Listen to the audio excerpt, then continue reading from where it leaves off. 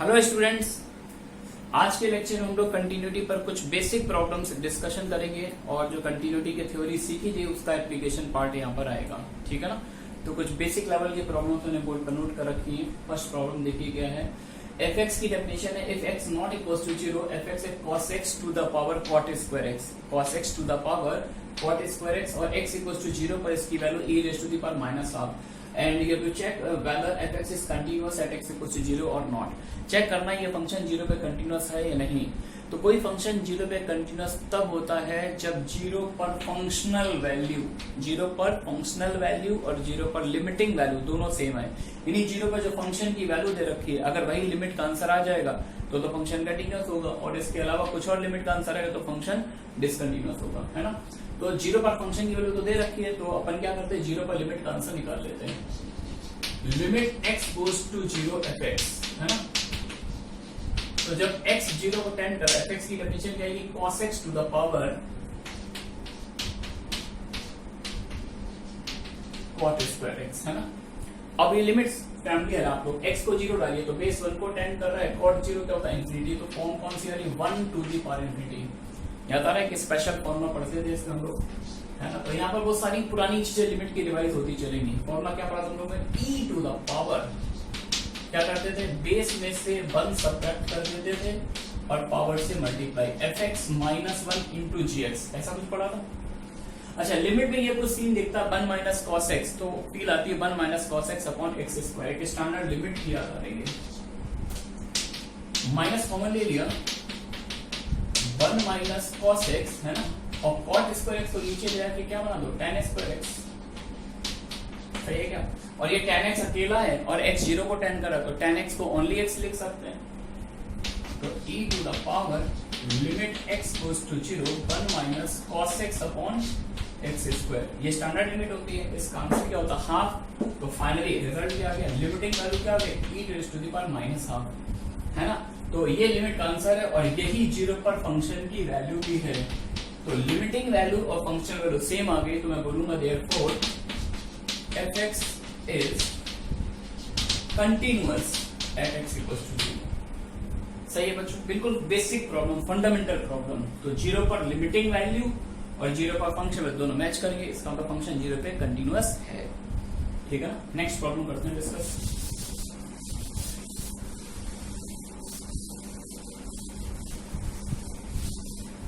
देखिए next problem में क्या बोला गया, fx दे रखा अगर x 0 नहीं है तो e पावर x माइनस 1 का whole cube into cosec ax upon ln of 1 plus x square और x इक्वल्स टू 0 पर फंक्शन की वैल्यू b दी हुई है। बोल रहे हैं if fx is continuous at x equals to 0, मतलब आपको गिवन है ये फंक्शन 0 पे कंटीन्यूअस है, b की वैल्यू बताओ, है ना। ये गिवन है फंक्शन 0 पे कंटीन्यूअस है। तो अगर फंक्शन 0 पे कंटीन्यूअस है तो 0 पर फंक्शन की वैल्यू और 0 पर लिमिटिंग वैल्यू दोनों सेम होनी चाहिए। एक लाइन लिख देते हैं, since fx is continuous at x equals to 0, this will imply f0 equal to limit x goes to 0 fx, मतलब लिमिटिंग वैल्यू और फंक्शन वैल्यू दोनों मैच करनी चाहिए। अच्छा, 0 पर फंक्शन की वैल्यू अपने को क्या गिवन है देखिए सेकंड डेफिनेशन में b, 0 पर फंक्शन वैल्यू b दे रखी है। अब लिमिट को सॉल्व कर लेते हैं। Limit x goes to 0 e to the power x minus 1 का whole cube into cosec ax upon ln 1 plus x square, ऐसा कुछ आ रहा है। अच्छा, ये सारी लिमिट बहुत ही एलिमेंट्री है। तो बहुत सारी आपको कहानी सिखाई थी मैंने। लिमिट में कभी भी ln fx दिखाई दे तो पहले चेक करो लॉग के साथ जो फंक्शन है क्या वो 1 को टेंड करता है।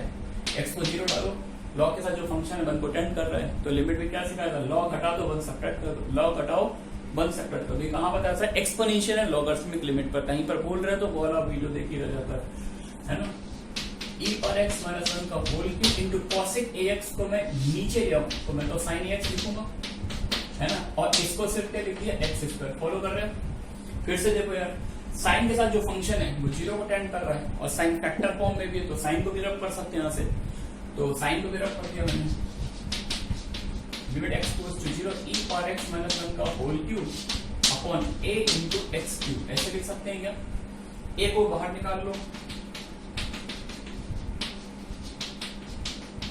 और अभी एक स्टैंडर्ड लिमिट बन गया e power x minus 1 upon x, पूरी पिक्चर को क्लब कर लिया और 4d क्यूब लिख सकते हैं। और ये लिमिट तो आपको सोते समय भी याद रहती है, e to the power x minus 1 upon x, ln e यानी 1 है ना, तो ये लिमिट 1 बन जाएगी।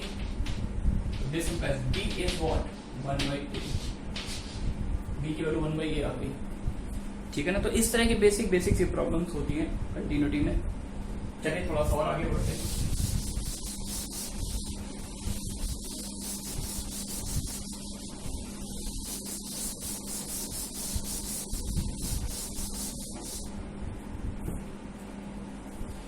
नेक्स्ट प्रॉब्लम,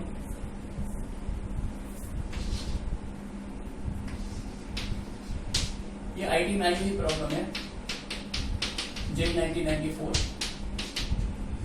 तो मेरा सजेशन ये है कि मैं प्रॉब्लम लिख रहा हूं, आप इसको खुद से सॉल्व करिएगा। तो बहुत से स्टूडेंट विद इन टाइम इसका आंसर निकालते हैं ये दो प्रॉब्लम समझाने के बाद, तो आप खुद से पहले ट्राई करिएगा, अच्छा रहेगा, कॉन्फिडेंस आएगा आपको। Let F X equals to 1 plus mod sin x, 1 plus mod sin x whole to the power a upon mod sin x or minus pi by 6 less than x less than 0, ठीक है ना। Okay, 0 पर value function की दे रखी है b और e to the power 10 to x upon 10 3x, ये value दे रखी है आपको 0 से pi by 6 में, ये फंक्शन की डेफिनेशन है। अब बोल रहे हैं find a and b if f is continuous at x equals to 0। आपसे बोला कि अगर ये फंक्शन 0 पे कंटिन्यूअस है तो a और b की वैल्यू बताइए, है ना। चलिए करते हैं सॉल्व। अच्छा, अगर फंक्शन 0 पे कंटिन्यूअस है तो तीन चीजें, 0 पे RHL, 0 पर LHL और 0 पर फंक्शन की वैल्यू तीनों सेम होनी चाहिए। तो देखिए 0 के पीछे डेफिनेशन ये है, 0 के आगे ये है, तो 0 पर लेफ्ट हैंड लिमिट निकालनी है तो 0 के लेफ्ट वाला फंक्शन यूज करेंगे, यानी पहली डेफिनेशन। 0 पे RHL निकाली, 0 पे राइट से अटैक करना है तो 0 के राइट वाला फंक्शन और 0 पे फंक्शन की वैल्यू दी हुई है ना। तो पहले RHL निकालते हैं, RHL मतलब डिनोट किससे करते हैं, f ऑफ 0 प्लस, है ना। तो RHL निकालते कैसे हैं, 0 पर लिमिट निकालनी है तो 0 के जस्ट राइट में कौन सा पॉइंट होता है, 0 प्लस h। 0 के जस्ट राइट में कौन सा पॉइंट है, 0 प्लस h। तो जब x इधर से इधर मूव करेगा, तो जब x इधर से इधर मूव करेगा तो h किसको टेंड करेगा, 0 को। तो 0 पे राइट हैंड लिमिट निकालनी है तो बस आप छोटा सा काम करो, क्या काम करो, x को 0 प्लस h से रिप्लेस कर दो। 0 पर राइट हैंड लिमिट चाहिए तो 0 के जस्ट राइट वाला पॉइंट x के प्लेस पे क्या डाल दो, 0 प्लस h और लिमिट लगा दो h गोज टू 0। क्यों, क्योंकि जब x इधर से इधर चलेगा तो इंटरवल की वेट कम होती जाएगी, h किसको टेंड करेगा, 0 को, ठीक है ना। अब इस पे फंक्शन का फॉर्मूला लगाओ, h पॉजिटिव नंबर पे फंक्शन की डेफिनेशन क्या, ये रही। तो x के प्लेस पर h डाल दो, x के प्लेस पर h 10 2h अपॉन 10 3h। बच्चों परफेक्ट है ये। अच्छा, ये बहुत ही बच्चों वाली लिमिट है, आंसर भी समझ में आ गया होगा।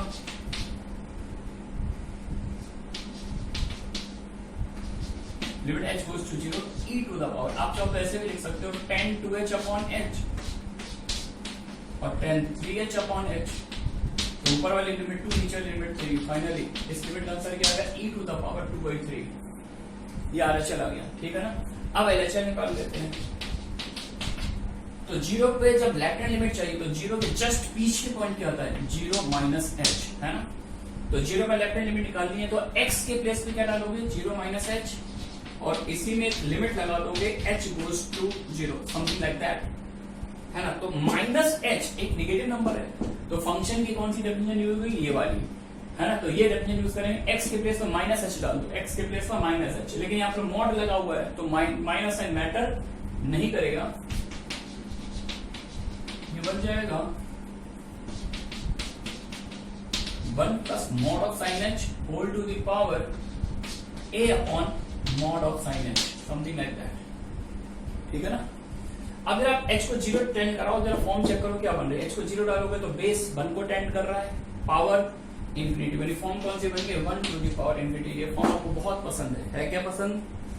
हाँ, तो 1 to the power infinity form हो गई है।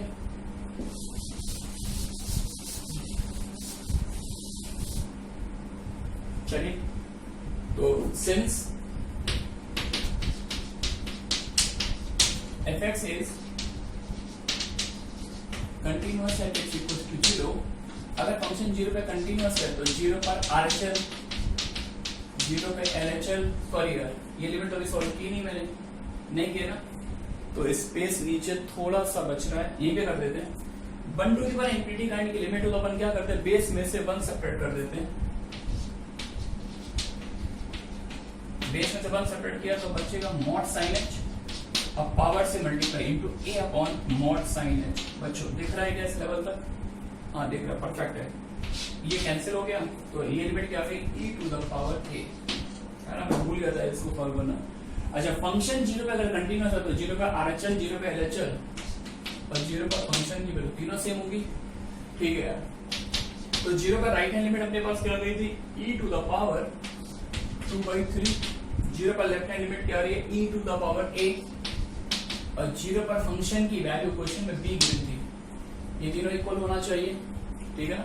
अब a और b निकालना है तो a तो यहां से निकल आएगा, पावर को सीधा कंपेयर कर लो, तो a की वैल्यू तो मुझे मिल गई 2/3, सही है बच्चों। अब b इसी के इक्वल हो गया, b आ गई e/2/3। तो इतना ऑर्डिनरी लेवल का क्वेश्चन आईआईटी में आ चुका है ना। तो आईआईटी में 60-70% क्वेश्चन वैसे ही आते हैं, बिल्कुल नॉर्मल डेली पढ़ने वाले, कि आप थोड़ा सा भी अगर स्टूडियस हैं, डेली एक रूटीन बना के पढ़ते हैं तो आईआईटी क्लियर करना बच्चों डिफिकल्ट नहीं है। आईआईटी क्लियर करने के लिए सिर्फ 6 घंटे पढ़ना सफिशिएंट है। 6 घंटे मन से पढ़िए पूरी एनर्जी के साथ, आईआईटी 100% निकाल लेंगे। एक अच्छी रैंक लाना डिफिकल्ट है। आप सोचे अंदर 500 रैंक लाना, अंडर 100 रैंक लाना है, तो फिर आपकी फाइट जो होती है आपसे अच्छे स्टूडेंट के साथ होती है, क्रीम स्टूडेंट के साथ होती है। तो आपकी प्लानिंग कुछ ऐसी हो जो उनकी प्लानिंग को बीट कर सके। आपको अपने आप को बाकी लोगों से डिफरेंट बनाना पड़ता है, तो वो वर्क थोड़ा डिफिकल्ट होता है, क्योंकि बाकी लोग भी आप ही की तरह इंटेलिजेंट होते हैं, ठीक है ना। तो आईआईटी में selection is not a very tough deal, ठीक है ना, आसान है। रेगुलर रहिए, डेली रूटीन के साथ पढ़िए, ठीक है ना। चलिए आगे बढ़ते हैं। Okay,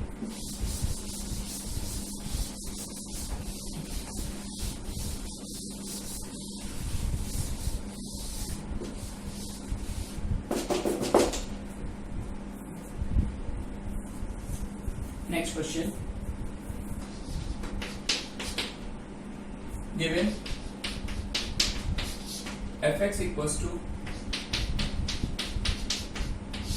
1 minus cos 4x upon x square if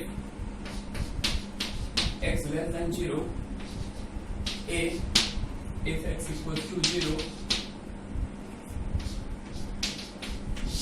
root x upon 16 plus root x minus 4 if x greater than 0.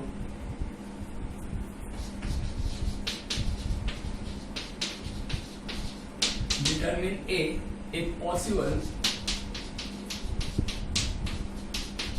Determine a if possible so that the function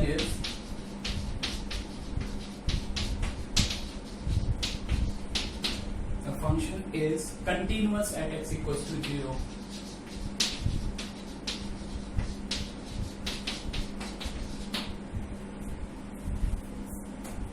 ठीक है ना। तो फंक्शन दे रखा है 0 के पीछे डेफिनेशन पता है, 0 के आगे पता है। कह रहा है डिटरमिन ए इफ पॉसिबल, ये लाइन ध्यान से लिखिए, if possible so that the function is continuous at x equals to 0। मतलब आपसे बोला नहीं गया फंक्शन कंटीन्यूअस है, कह रहा है अगर फंक्शन को कंटीन्यूअस बना सकते हैं। अब बना सकने का मीनिंग क्या है, सपोज करो आपने लेफ्ट हैंड लिमिट निकाली, लेफ्ट हैंड लिमिट का आंसर 4 आया और राइट हैंड लिमिट का आंसर 8 आया, ये वाली लिमिट 4 आई, ये वाली लिमिट 8 आई, तो आप a को कोई भी वैल्यू दे दो, क्या तीनों का भी सेम होंगे? क्योंकि फंक्शन कंटीन्यूअस तभी होता है जब RHL, LHL और फंक्शन की तीनों सेम हो जाए। लेकिन यार ये भी एक नॉन फंक्शन है, ये भी नॉन फंक्शन है, इनकी तो फिक्स लिमिट आएगी, ये आप चाहे कुछ भी ले लो। लेकिन अगर इनकी और इनकी लिमिट डिफरेंट हो गई तो ये फंक्शन कभी भी कंटीन्यूअस नहीं बनेगा। तो ये इस वर्ड का सिग्निफिकेंस है, यानी इनका लिमिट का सेम आना बहुत जरूरी है ना। अब सपोज करो ये दोनों लिमिट 4 आ जाए तो आप ए को 4 दे दीजिए, फंक्शन कंटिन्यूअस बन जाएगा। तो बस यहाँ पर आपको दो काम करने, एक तो 0 पे RHL चाहिए, 0 पे LHL चाहिए, है ना। तो f ऑफ 0 प्लस, अच्छा ये फंक्शन वैसे भी मॉड है नहीं, तो आप सीधा ऐसे भी अटैक कर सकते हैं। f ऑफ 0 प्लस चाहिए तो 0 के आगे ये डेफिनेशन दे रखी है, तो सीधा 0 प्लस। कुछ लोग ऐसे भी करते हैं 0 प्लस h ना डाल के सीधा ये साइन यूज कर लिया, x गोज टू 0 प्लस, है ना। तो अब मैं दोनों तरह से सिखा रहा हूँ आपको, क्योंकि फैक्टर वेक्टर हो ही जाएंगे यार यहाँ पे रेशनलाइजेशन के बाद। तो रूट एक्स अपॉन, तो 0 के जस्ट आगे फंक्शन की डेफिनेशन मैंने पुट कर दी। अब यार ये भाई लिमिट का दूसरा लेक्चर हो गया। इस तरह के प्रॉब्लम को कैसे सॉल्व करते हैं, रेशनलाइज कर लेते हैं। डिनोमिनेटर का कंजुगेट ले लीजिए, limit x goes to 0 plus root x, इसका कंजुगेट आएगा root of 16 plus root x plus 4, है ना। और जब नीचे से मल्टीप्लाई करेंगे तो a plus b into a minus b, 16 से 16 कैंसिल हो जाएगा, 16 प्लस रूट x माइनस 16, 16 से 16 cancel, root x cancel, x को 0 डाल दो, 4 प्लस 4, ये लिमिट 8 आ गई। लिमिट क्या आ गई बच्चों, 8, है ना। अब एक बार पीछे से अटैक करते हैं, f ऑफ 0 माइनस निकाल लेते हैं। Limit x goes to 0 minus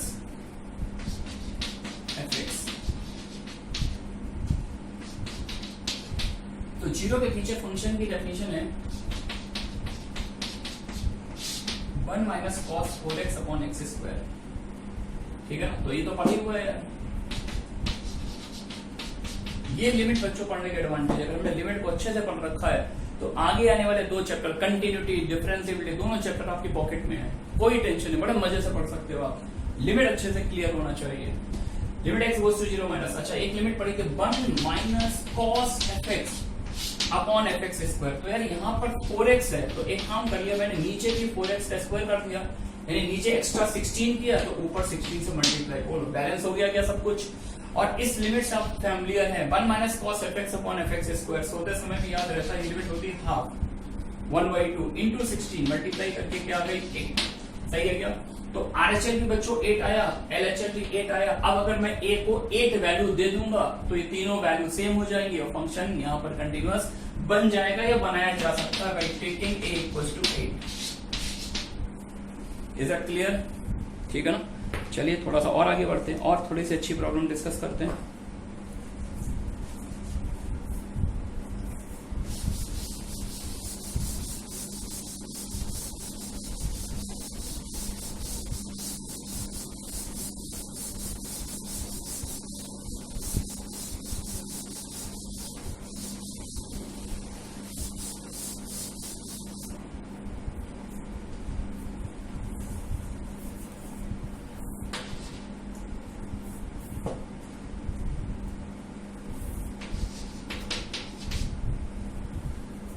Find the values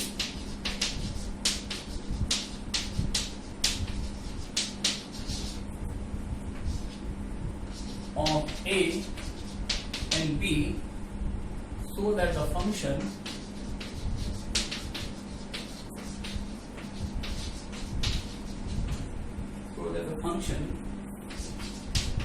fx equals to x plus a root 2 sin x